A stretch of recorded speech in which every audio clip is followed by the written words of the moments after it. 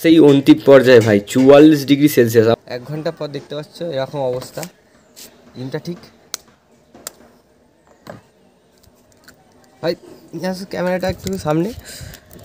ভাই ভাই ডিম আছে ছাদে, আর ডিম পাখিতে খেয়ে গেছে বা কিসে খেয়ে গেছে জানি না। 1.5 ঘন্টা পর এলাম, ঠিক আছে, দাঁড়াও দেখাই। Good morning good morning good morning. অনেকদিন পর একটা ব্লগ নিয়ে এলাম, তাও গাড়ির হরেন। আমি যখন ব্লগ শুরু করছি তখনই গাড়ির হরেন দিতে হবে, এরকম একটা ব্যাপার। যাই হোক, অনেক এক্সপিরিয়েন্স হচ্ছে, সবাই করছে এই 42-44°C ছাদেতে নাকি ওই তোমার ডিম ভাজছে এরকম একটা সূর্যের আলোতে, ঠিক আছে। আদৌ হচ্ছে কি জানি না, আমি আজকে সেটা এক্সপিরিয়েন্স করবো। তার আগে তোমাদেরকে কিছু জিনিস দেখাই। আমাদের চ্যানেলে এই যে এখানে দেখো 700টা ভিডিও, মানে 714টা ভিডিও অলরেডি ছাড়া হয়ে গেছে।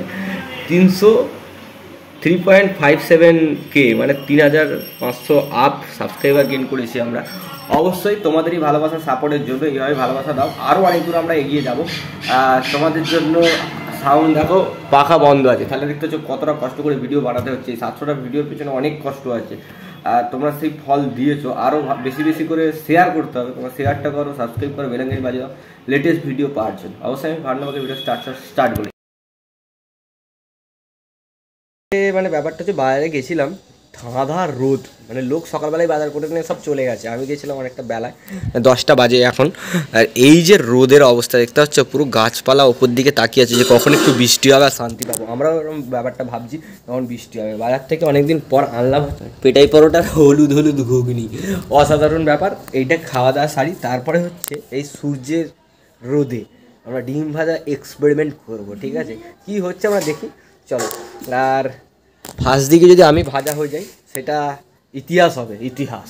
চলো আগে টিফিনটা সেরে নিই। সেই অন্তিম পর্যায়ে ভাই 44°C। আমার গ্রাম হচ্ছে ভাই উত্তর হরিশপুর, পাঁচারুল, ঠিক আছে। আর এখন চলে এসেছি ছাদে, বাপরে বাপ কাঠ ফাটার রোদে। আর এখন সরঞ্জামের মধ্যে আমরা নিয়ে নিয়েছি, দেখতে পাচ্ছ এখানে একটা ডিম, সরিষার তেল, নুন, চামচ এবং একটা ডিম ভাজা সসপ্যান, ঠিক আছে। ঠিক সূর্য মামা দেখো পুরো মাথার ওপর, আর আমরা এই ঘাম মুছতে মুছতে এই এক্সপেরিমেন্ট করতে চলেছি। অনেকে ইউটিউবে এইসব এক্সপেরিমেন্ট করছে দেখতে পাচ্ছি, দেখি কি হয়। আমি তো সত্যটা জানাবো তোমাদেরকে। চলো আগে ফার্স্টে হচ্ছে যেটা করার, কড়াইয়ে তেল দিয়ে 1 ঘন্টা নিচে চলে যাব, নাহলে আমি কোথায় ভাজা হয়ে যাব ভাই। ধরো ফার্স্ট চলো একটু এইভাবে তেলটাকে দিয়ে দেওয়া যাক।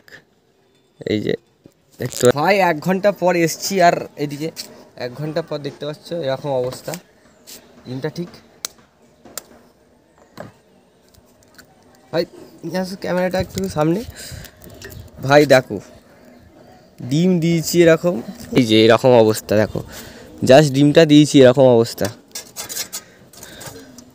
একটু একটু ঘেঁটে দিয়ে আবার 1 ঘন্টা পর আসবো, তারপর দেখা যাক কি হয়।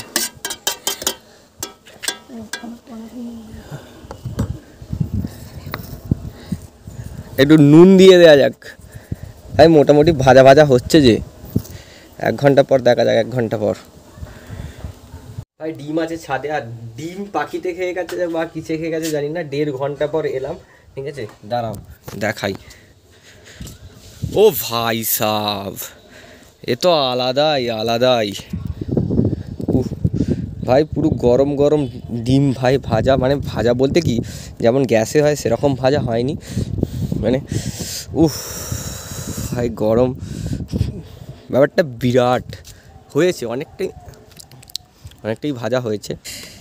তো চলে এলাম, ব্যাপারটা হচ্ছে আধ পাকা আধ কাঁচা ডিমটাকে একটু হালকা টেস্ট করতে হবে। নুন দিয়েছিলাম, নুন হয়েছে কি জানি না। এই যে দেখতে হচ্ছে রোদ, মানে একদম রোদেতে ডিম ভাজা, এরকম মোটামুটি কাঁচাই আছে, হালকা ভাজাটা হয়েছে। তো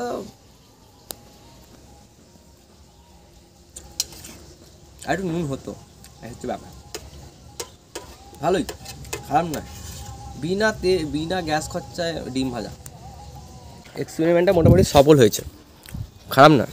এই যে এই ডিমটা পড়ে আছে, আমি ডিমটা শেষ করি, তারপর কথা হচ্ছে।